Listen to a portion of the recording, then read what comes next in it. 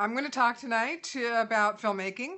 They say that your film is really made in 3 stages. First is the writing, and that script is the first stage of your film, and really the story and the script is the first iteration, if you will, of your film. And then you're going to take that script, and the director and the actors are going to interpret that script, and they're going to shoot their interpretation of that script, and that's going to be the second version or iteration of that film. Then they're going to take it into post-production, and your editor will edit together their vision for the film, or their iteration or version of the film. And that's really the whole collaboration, the whole collaborative process, really. Although there's a lot of other people who get involved in the collaborative process, the DP and the makeup and a lot of people along the way. But the major players in that process are, of course, the screenwriter who births the idea, the director and the actors who interpret the idea that the screenwriter created and whose vision you see on the screen, and the editor who really brings that vision into focus. And so, because I write and direct all my own material, I'm sort of the author and the interpreter of my own material when I make a film, but I do not edit my own material. I hand it off to an editor. And I thought it would be interesting tonight to hear from an editor what it's like from his viewpoint when he receives the raw material that the director has shot, and what his philosophy is in dealing with that raw material, and how he takes that and shapes it from his viewpoint into an actual film. So this guy is Dave. He's known as Dave the Editor, and he's going to take it away. Thanks, Kathy. I have the good fortune of being married to this beautiful, talented woman, and she lets me work on her projects for free. So I get paid every once in a while. But what I want to share that is probably more appropriate for independent projects, projects where you're working with budgets of less than $1 million, and projects that you're having to economize as much as possible. The editor can be a very valuable participant even in the very early stages. Now, I have the good fortune, as I said, of being married to Kathy, and so I'm pretty familiar with the content before we go into production. I know what the story's going to be and what's going to happen and so forth. There are times that I can actually make suggestions and contribute to make sure that certain types of coverages are obtained if I am involved in the process before the actual material ends up on my desk and I'm asked to edit something together. As an editor, I use and rely on the support of a script supervisor who may take notes.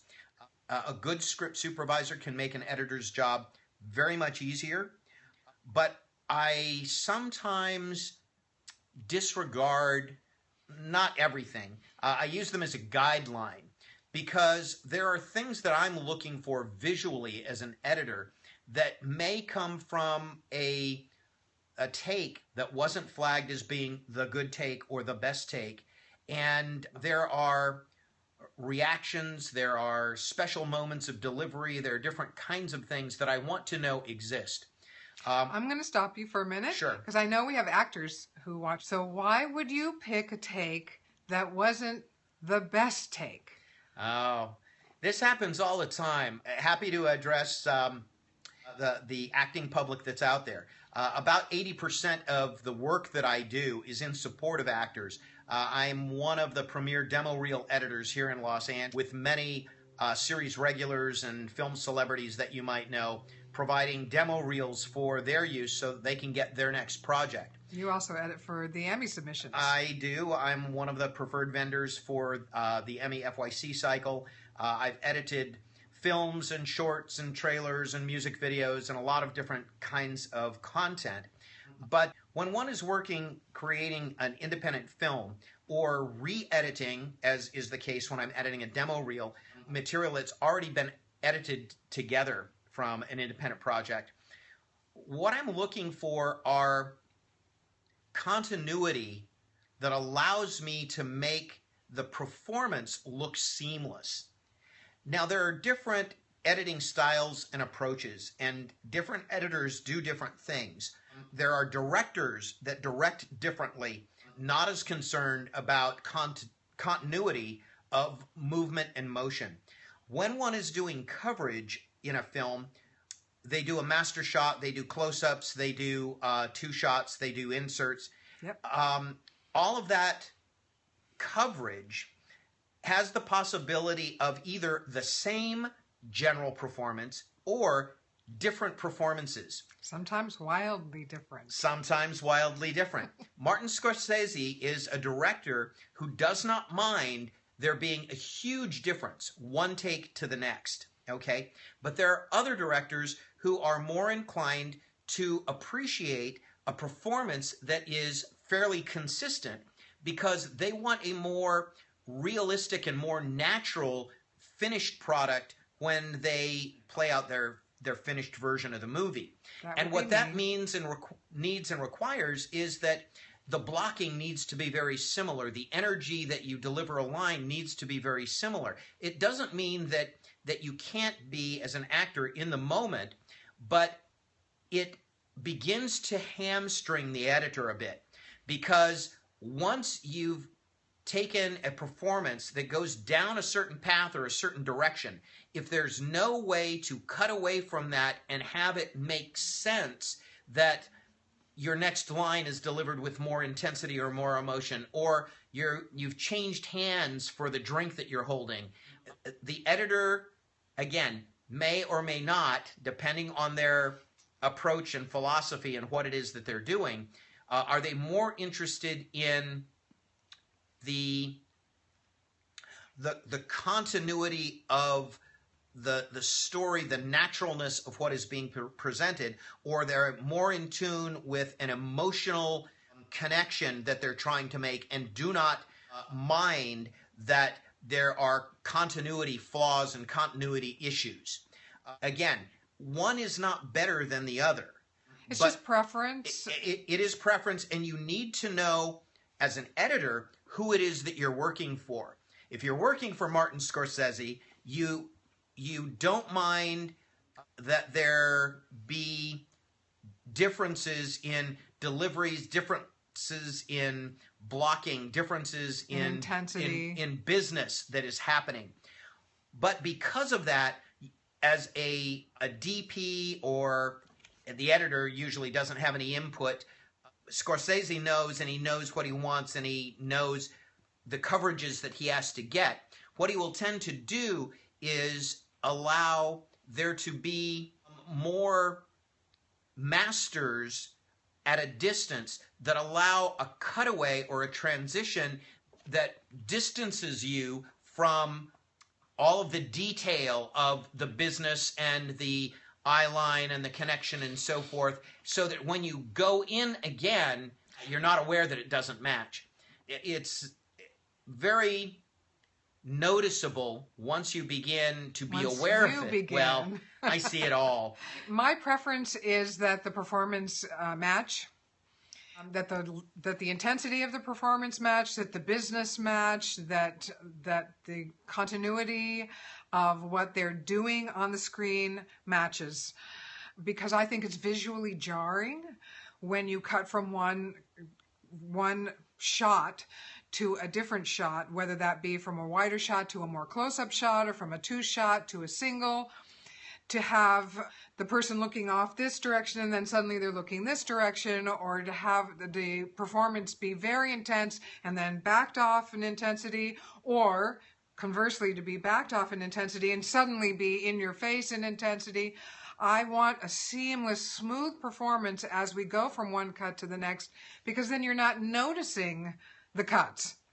It's filmmaking as seamless and doesn't draw attention to itself. Not the filmmaking itself, meaning not what I did as a filmmaker, because I don't want anything to draw attention to what I did as a director on the screen and draw attention away from the performances. But I don't want what he's doing as an editor to draw attention to itself either. And I don't think he wants it to either. One of the styles of editing is, or an approach to editing, is to edit on the action.